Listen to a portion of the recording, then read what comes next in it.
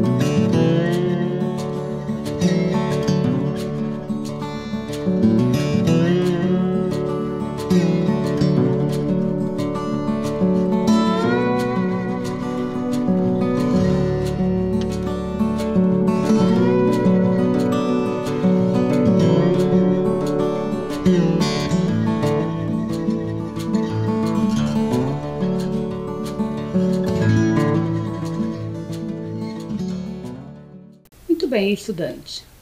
Nossa última aula, apresentei a você esse infográfico que estou mostrando aqui agora.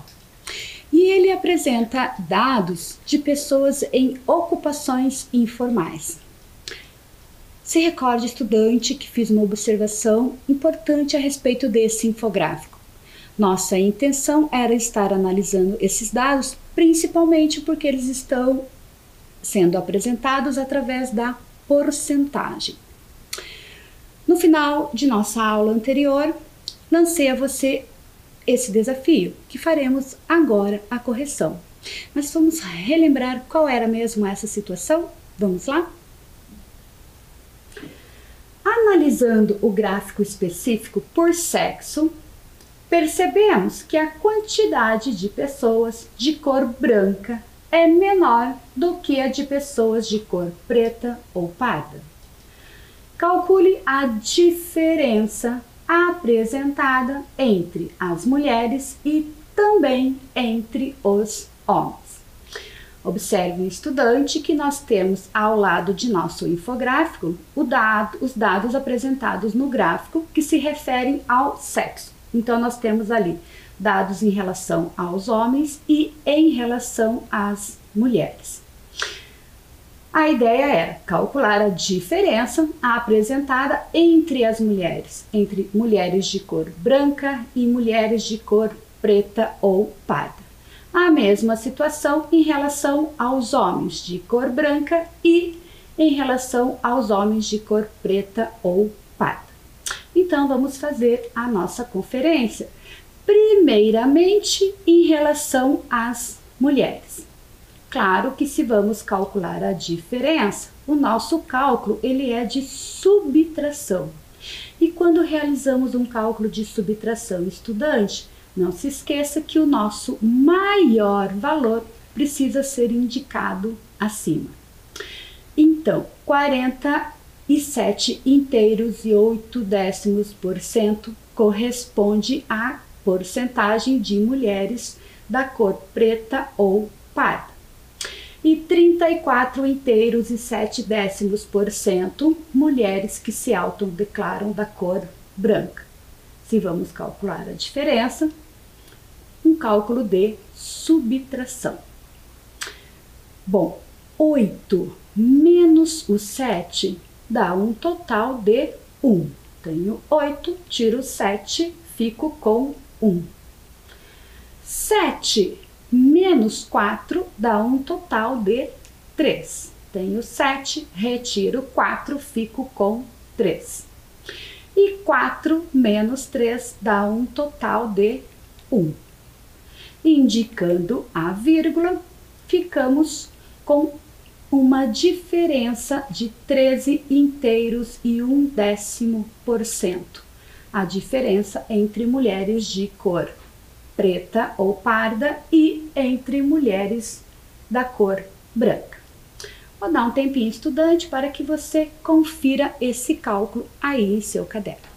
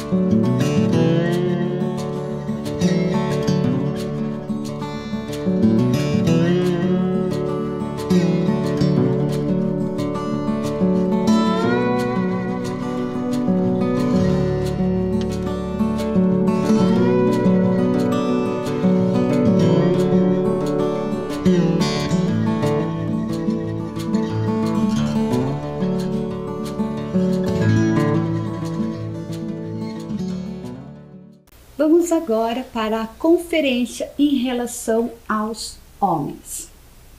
A maior porcentagem está nos homens de cor preta ou parda, 46,9%.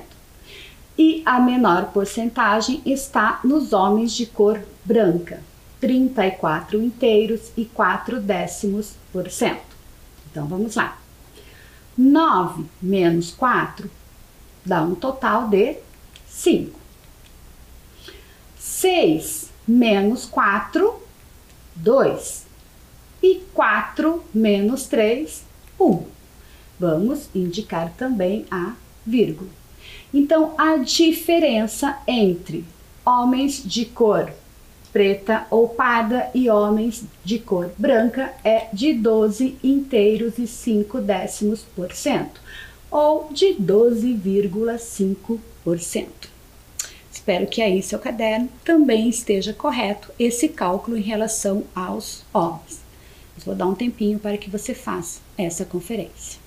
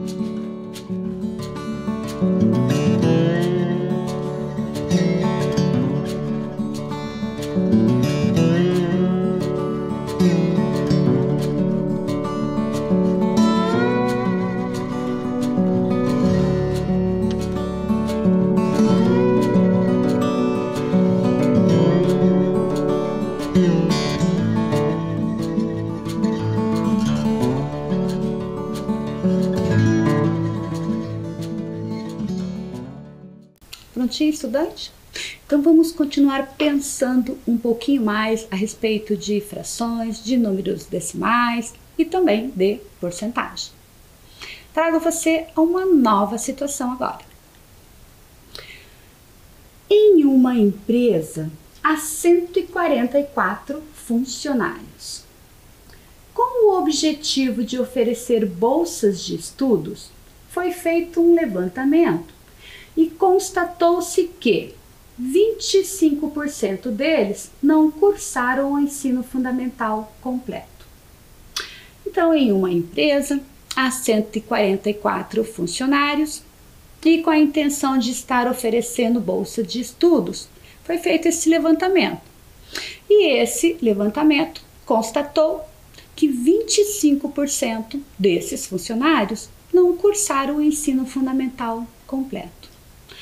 A pergunta é: como podemos calcular 25% de 144 funcionários? E aí, estudante?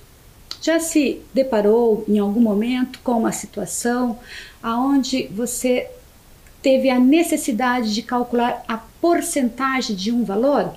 De repente, em uma situação talvez diferente dessa que apresento agora, você já sabe como é que se faz isso? Que procedimento para realizar, para se calcular a porcentagem de um valor? Vamos pensar juntos? Nós sabemos que 25% de 144 é o mesmo que 25 centésimos de 144. Você se recorda, estudante, que em nossa aula anterior demonstrei justamente isso a você, de que a porcentagem pode ser também indicada através da fração. E para isso substituímos o símbolo de porcento pelo denominador 100, que chamamos ele de centésimo. Então, quando pensamos em 25%, podemos também representá-lo através de 25 centésimos. Então, sabemos que 25% de 144 é a mesma situação que 25 centésimos de 144. Pensando, estudante, que 25 mais 25 mais 25 e mais 25 dá um total de 100. Nós podemos afirmar, estudante, que quando pensamos em 25% de 144, isso é o mesmo que 1/4 de 144. Por que digo isso a você, estudante? Se nós sabemos que 25 mais 25 mais 25 mais 25, juntando essas 4 parcelas de 25, nós temos um total de 100. Mas 25 é apenas uma das parcelas de 25, apenas uma. Então, quando pensamos em 25% de 144, é a mesma situação que se nós tivermos que calcular 1/4 de 144. Essa análise você já tinha feito em algum outro momento, estudante? Espero que sim. E, se ainda não tinha refletido a respeito disso, que você tenha compreendido. Mas, bom, professora, como podemos calcular este 1/4 ou a 4ª parte de 144? E aí digo a você, estudante, se preciso calcular a 4ª parte de 144, nós calculamos isso dividindo. Precisamos pegar o 144 e dividir por 4. Olha a pergunta lá nesse diálogo. Como assim? 144 dividido por 4? Sim, voltamos novamente à divisão que já estamos trabalhando há várias aulas e que está sempre atrelada às nossas situações de matemática, não é mesmo? Então, é necessário dividir 144 por 4. E aí, vou lançar a você, estudante, esse desafio de realizar, primeiramente, você aí em seu caderno, em sua casa, essa divisão. E, na sequência, farei a correção. Um tempinho a você.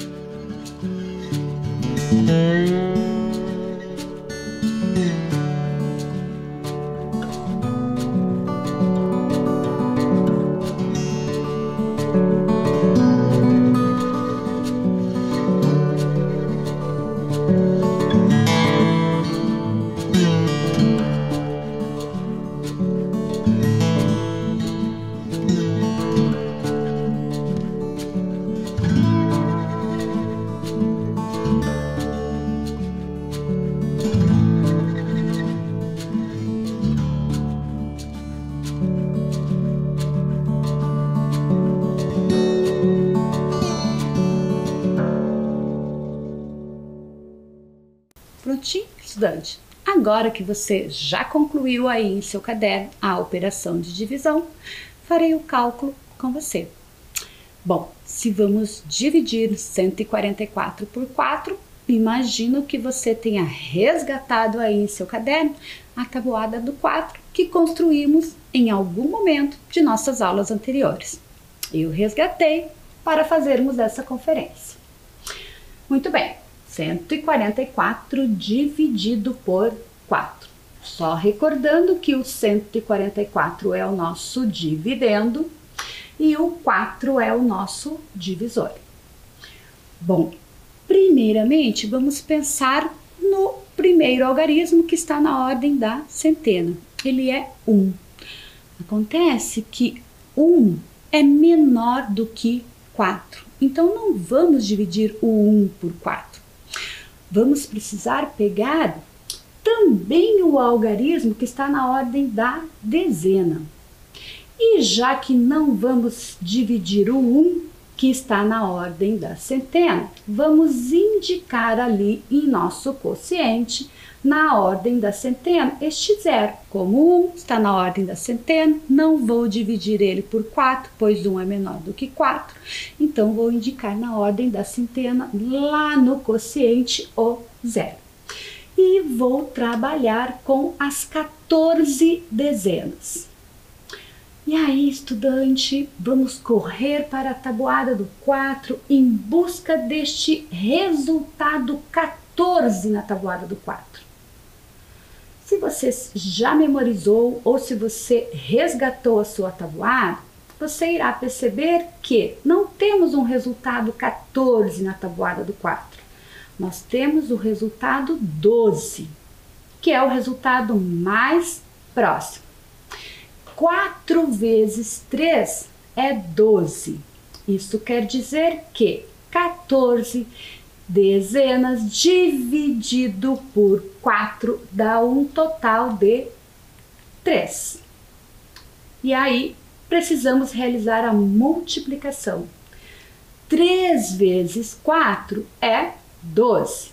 Vamos indicar esse 12 abaixo do 14 que está no dividendo que nós dividimos. E ali realizamos a subtração. 4 menos 2, 2. 1 menos 1, 0. Então, 14 dividido por 4 deu um total de 3 e sobrou 2. E aí agora vamos indicar o próximo algarismo que iremos dividir. Acontece que nós já temos uma sobra ali de 2, da dezena. E vamos agora dividir o valor que está na ordem da unidade, que é o 4. Então, nós temos um total para ser dividido de 24. E aí, voltamos para a tabuada do 4. E desta vez, nós temos sim um resultado 24 na tabuada do 4. Pois 4 vezes 6 é exatamente 24. Então, já sabemos que 24 dividido por 4 dá um total de 6. Ao indicar este resultado, multiplicamos o resultado que acabamos de colocar no quociente pelo nosso divisor. Então, 6 vezes 4, 24, e indicamos esse 24 lá na sequência de nossos dividendos e realizamos a subtração. 4 menos 4, 0. E 2 menos 2, 0. Lembre-se, estudante, que nós estávamos tentando descobrir quanto era 25% de 144. Como sabemos que 25% corresponde à quarta parte deste inteiro 144, por isso realizamos a divisão. Então, a nossa resposta é: a quarta parte de 144 é 36. E aí vem de novo o nosso diálogo. Sério que era só isso? Agora já entendi. Bom, na matemática sempre é muito simples. Em alguns momentos precisamos de orientações. E se a recebemos, é claro que vamos sempre caminhar um pouquinho mais e sempre sabendo mais um pouquinho, não é mesmo? Muito bem, estudante.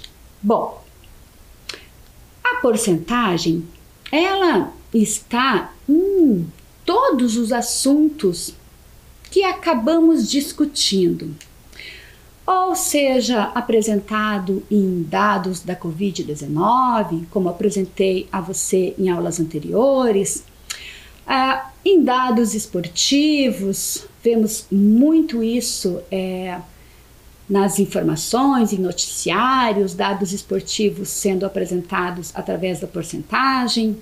Pense, estudante, quando você está manuseando o seu aparelho de celular, ele tem sempre uma abazinha lá em cima que corresponde à bateria, e essa quantidade da bateria também é apresentada em porcentagem, que é a carga da bateria que temos ainda para estar utilizando. Bom, em uma outra situação onde a porcentagem está bem presente e temos ouvido muito em nosso país nos últimos tempos, é o índice de inflação, sempre apresentado através da porcentagem. Então, é algo que precisamos entender e precisamos saber calcular para termos uma real situação daquilo que estamos tentando entender, não é mesmo? E trago aqui também um exemplo da porcentagem sendo apresentado através da agricultura familiar. Ou seja, qual é a porcentagem que é da agricultura familiar que ela produz em relação a vários produtos. Aqui temos mandioca, leite, trigo, café, feijão, milho e soja. Bom, mas não é só a porcentagem que se torna tão presente em nosso dia a dia. Observe, estudante, que os números que aparecem a vírgula, eles também são muito presentes em nosso dia a dia. Observe que aparece nas imagens números com vírgula e esses números também podem ser representados na forma decimal. E você sabia, estudante, que nós temos frações que são decimais? Ora temos números decimais, ora temos frações decimais. Você já ouviu falar sobre isso? Observe, estudante. As frações que trago aqui são frações decimais. E aí, você sabe fazer a leitura destas frações? A primeira fração é 1/10. Mas da mesma forma que leio a fração, eu também leio o número decimal. A fração é 1/10. Quando eu olho apenas para o número decimal, eu também leio ele desta mesma forma, 1/10. Interessante, não é mesmo? Uma fração que pode ser também representada na forma de número decimal. E a leitura é a mesma, tanto para a fração quanto para o número decimal, 1/10.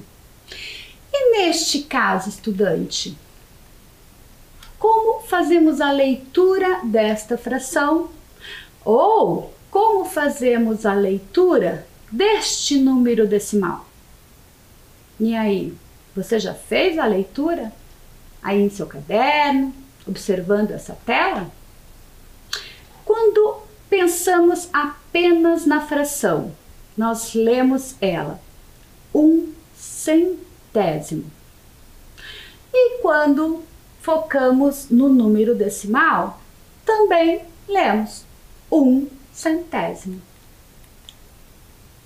Interessante, não é mesmo?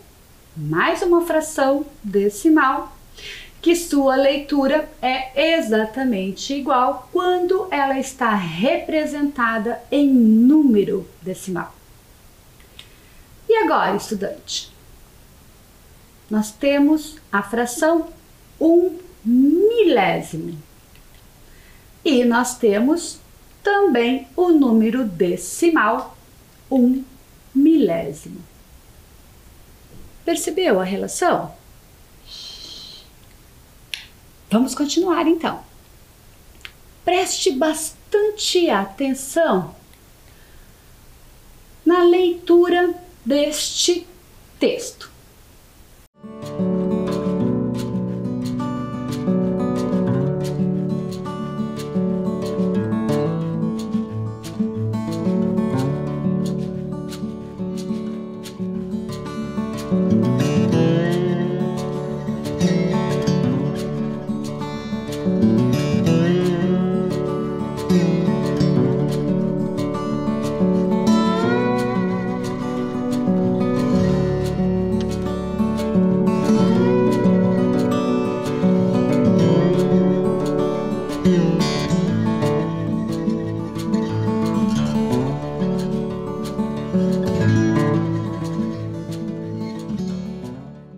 Prontinho, estudante? Você prestou bastante atenção nessa leitura? 435 quilômetros quadrados e 36 milésimos. É assim que fazemos a leitura deste número decimal que representa a unidade territorial de nossa cidade de Curitiba. Isso de acordo com os dados do censo do IBGE de 2010. Mas agora observe, estudante, quando pensamos no 435 quilômetros quadrados e 36 milésimos, como é que sabemos esse 36, se devemos fazer a sua leitura como décimo, como centésimo ou como milésimo? Observe que, se representarmos ele em uma tabela, essa leitura fica bem mais simples. Vamos observar? Muito bem, trago aqui o 435 quilômetros quadrados e 36 milésimos. Quando pensamos nessa tabela, nós temos a parte inteira, que é composta pela unidade, dezena, centena, mas ela poderia ser também ampliada para unidade de milhar, dezena de milhar, centena de milhar. Não é a situação do número que temos. E nós temos a parte decimal. A parte decimal, estudante, é aquela parte que está representada após a vírgula. E aí nós temos décimo, centésimo e milésimo. Muito bem.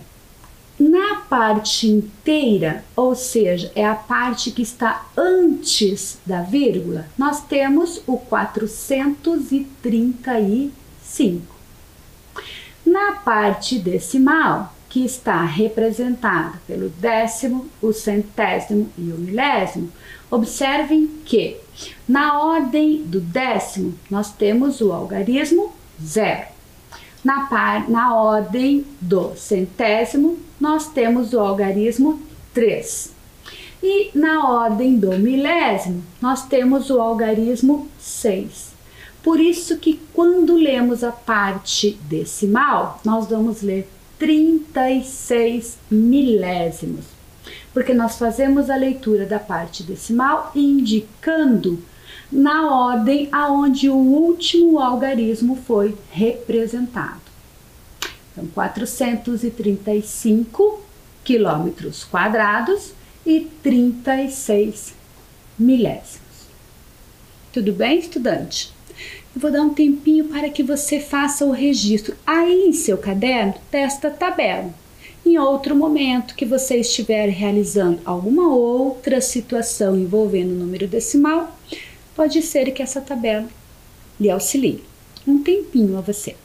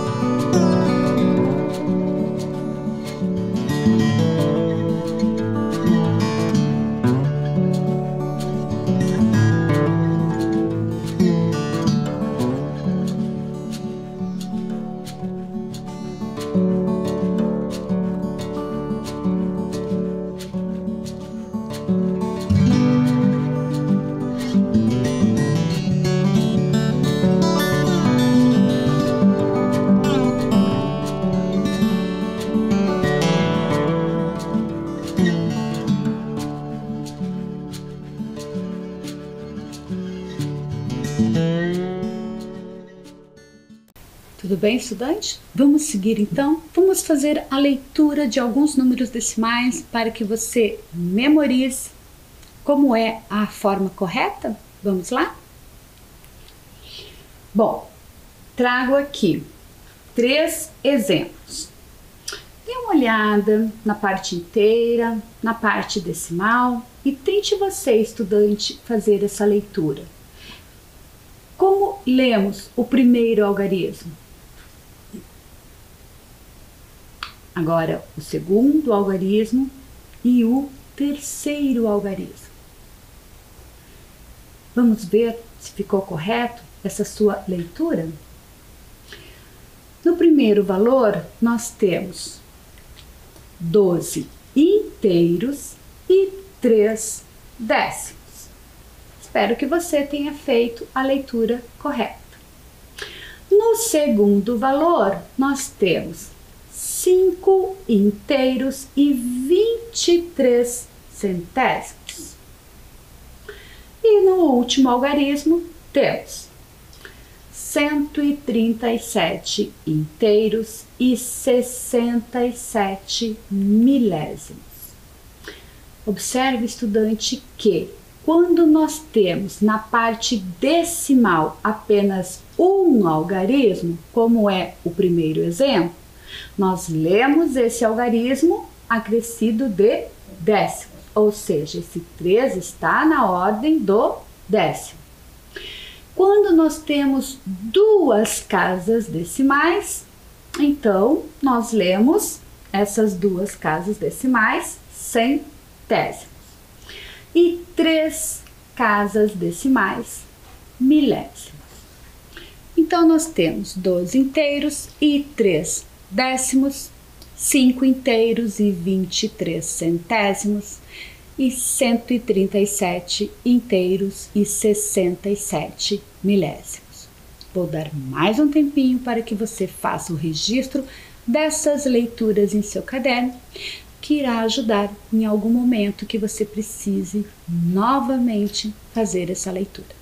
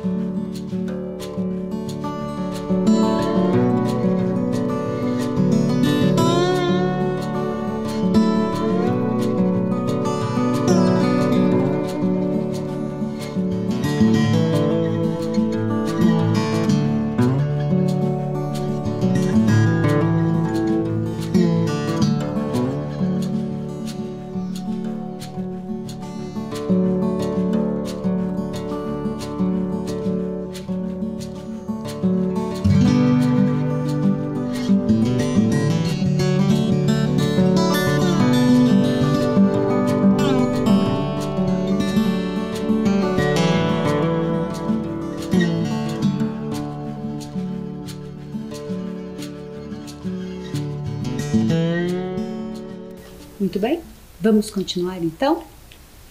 Bom, e quando nós pensamos em números decimais, que são os números com vírgula, nós usamos muito os números decimais dentro do sistema monetário. O dinheiro que é usado em um país. E a unidade monetária brasileira de nosso país, ela é o real. Então, observe que trago aqui vários produtos, né, onde estão representados pelo sistema monetário brasileiro, o real. Sabemos que a parte inteira nós lemos como real e a parte decimal nós lemos ela como centavos. Então, nós temos aqui 97 centavos o preço de 1 quilo de abobrinha, R$2,49 o preço do quilo de tomate, R$1,75 o preço do quilo de cenoura e R$6,39 o preço do quilo da batata. Bom, agora que fiz essa primeira leitura, peço que você, estudante, escreva aí em seu caderno esses preços que apresentei. O preço do quilo da abobrinha, do tomate, da cenoura e da batata. Um tempinho a você.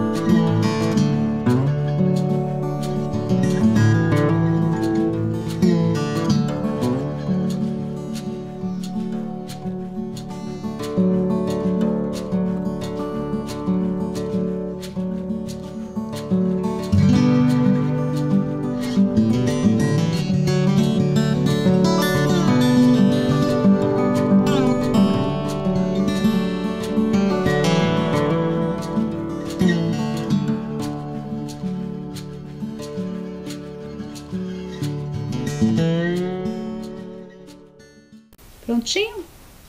Então, você tinha que escrever por extenso cada um dos preços apresentados. Vamos lá para a correção? Bom, primeiramente, o primeiro valor. Eu já havia feito uma leitura, mas pedi que você escrevesse. Então, agora vai conferindo se sua escrita ficou correta. R$2,49. Observe, estudante, que a palavra centavo se escreve com C. R$2,49. Na sequência, nós temos apenas a parte decimal. E como essa parte decimal está relacionada ao sistema monetário brasileiro, então nós temos apenas os centavos. 97 centavos. É mais de um centavo, estudante, por isso a palavra centavo está no plural. E são 97 centavos. Aí nós temos o terceiro valor, R$6,39. R$6,39. E para finalizar, nós temos o último valor, R$1. Observe, R$1. A palavra real está no singular, porque é apenas um. Nas outras leituras, nós tivemos a palavra reais. Eu tenho mais de R$1. Então, são R$2, R$6. No nosso último valor, R$1,75. Espero que você não tenha tido dificuldade para fazer essa escrita em seu caderno, porque sei que a leitura, estudante, você realiza com muita facilidade, até porque você usa o tempo todo o sistema monetário brasileiro em seu dia a dia, seja para receber ou seja para pagar. E é algo extremamente importante e que nós precisamos ter sempre esse domínio, não é mesmo? Muito bem.